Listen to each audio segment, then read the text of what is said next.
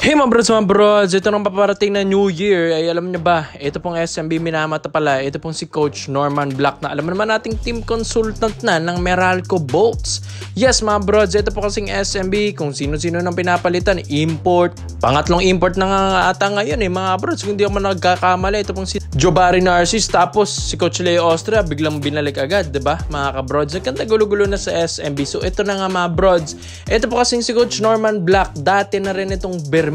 Alam ko, nabalita na rin natin ito mga brods. Pero kasi itong darating na 2025, ilang araw na lang mga brods. Happy New Year na, January 1, 2025. Dito na magre-rebuild ng panibagong lineup at panibagong coaching style ang Bermen. Well mga kabrods, ito ay if ever lang tatanggapin ito ni Coach Norman Black dahil siya palang minamata ngayon ng SMB. Sa Meralco Bolts kasi, ilang years nila bago makuha yung kampyonato pero consultant na doon si Coach Norman Black nung nakakuha lang ng kampyonato. Neto lang ito po sina Chris Newsome mga kabrods. Pero kasi sa SMB mas gamay niya ito, mas magandang management at mas komportable dito si Coach Norman Black. Kung di nyo man alam, siyam na beses lang naman pinakampyon ni Coach Norman Black ito pong SMB. Nung nahawakan niya ito simula nung 1987 to 1996 at nakakuha ng Grand Slam taong 1989 sa Bermen din. So lahat yun mga brods, yung history ng coaching career na ito po ni Coach Norman Black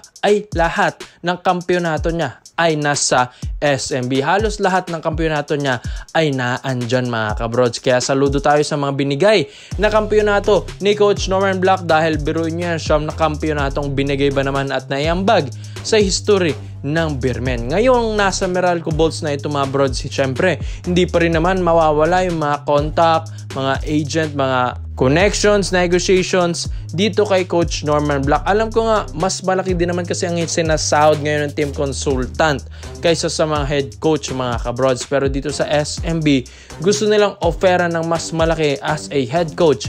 Ito po kasing si Coach Norman Black. Dahil kung matatandaan, ito po kasing Meralco Bolts, hindi man ganun kataasan at kagandahan yung lineup na ito. Pero palagi silang nagkakaroon ng championship run kung saan diba palagi nilang nakakatapat ang Ginebra.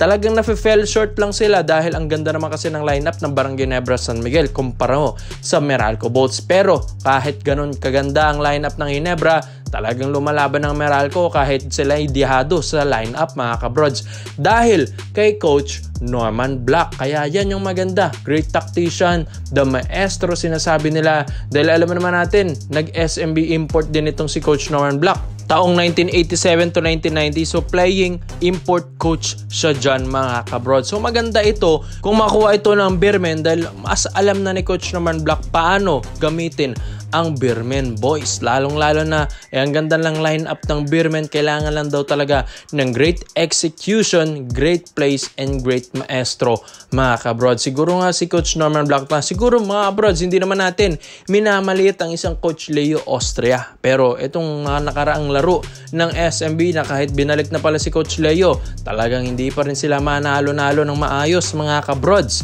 Kaya ito pong si Coach Norman Black na alam nating marami nang naibagay na kampyonato, marami ng experience as a Bermen. Kaya mga kabrods, gusto nila itong ibalik. Baka sakali lang naman talaga na si Coach Norman Black na pala ang kulang ng Bermen. Dahil alam naman natin, pag naging player ka, ay mas alam mo na kung paano mag-execute ng play at kung paano magkampiyon sa mga recent team mo na napag-champion mo na as an import pa and as a head coach. So magandang history ni Coach Norman Black sa SMB. Kaya sa tingin nyo mga brods, mapapalakas ba ni Coach Norman Black ang SMB at dapat niya bang tanggapin ang offer na ito?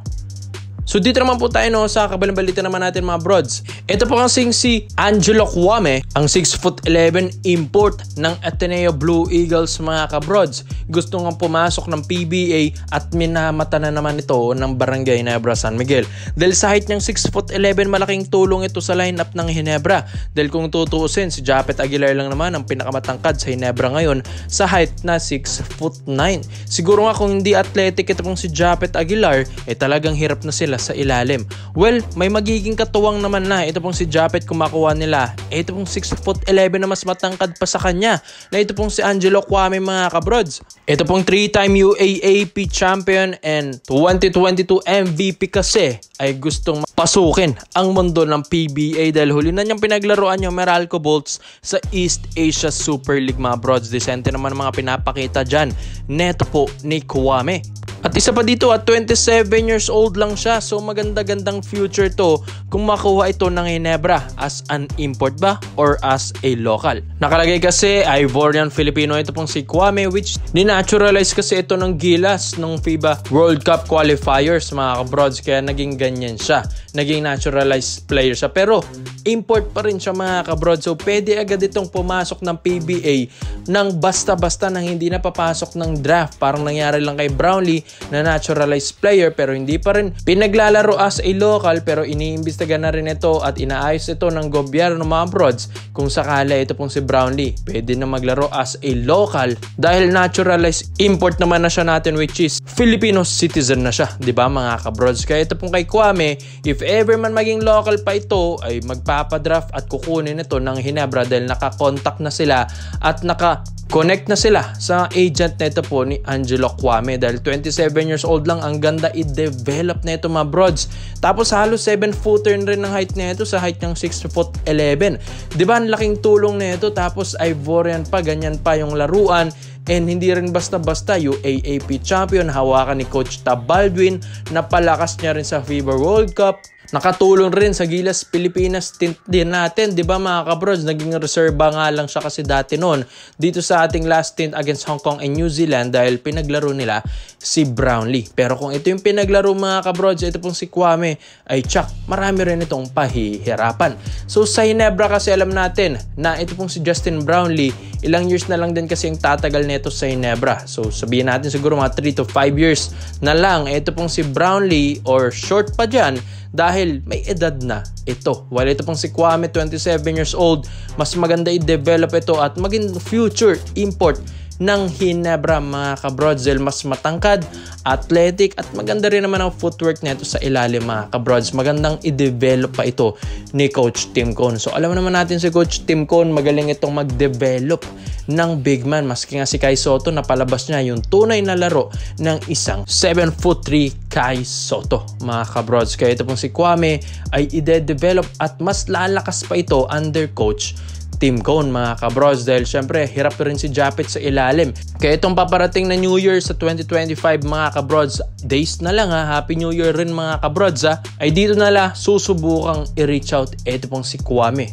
which is baka gawing reserbang import ito ng Ginebra kung sakali man talaga na hindi ito gawing local ng government mga kabrods. Kaya ito pag-iisipan nila kung worth it ba ito, dahil naman ito gagawing naturalist import ng Gilas kung hindi ito malakas, di ba mga kabrods? Mas bata, mas matangkad, and may room for development pa. Kaya sa tingin nyo mga brods, mapapalakas ba ni Kwame ang Barangay Ginebra San Miguel? Lalo na't may scoring ito, malakas din sa ilalim, footwork, and defense lalong-lalo na. Kaya komento mo lang opinion mo dito mga brods at isa-isa natin yung salamat po sa panonood mga brods. This is Overrated Highlights yun lang.